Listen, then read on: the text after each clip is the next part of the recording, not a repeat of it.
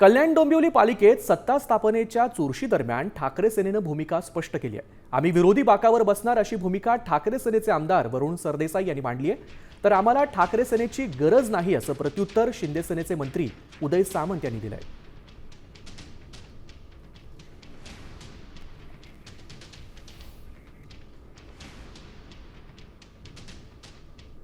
मनसेने हा जो निर्णय घेतला, राजू पाटील हे माझ्याशी सुद्धा आम्ही युतीची बोलणी करत असताना आमच्या वारंवार अनेक बैठका झाल्या होत्या.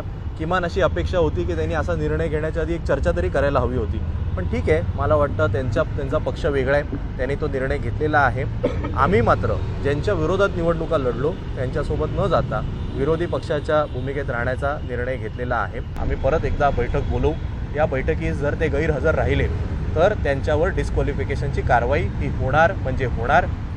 उगाच स्वतःचं महत्त्व वाढवण्यासाठी काहीतरी बोलण्यात काही अर्थ नाही. केडीएमसीमध्ये आवश्यकता कुठे आहे युबीटीची? आम्हाला तिथं शिवसेना आहे, त्याच्यानंतर बीजेपी आहे, मनसे आमच्यासोबत आहे. त्याच्यामुळे ज्यांची आवश्यकता नाही त्याने उगाच आमच्याबरोबर येतो म्हणून सांगायची पण गरज नाही ना. त्यांची आवश्यकता नाही केडीएमसीला.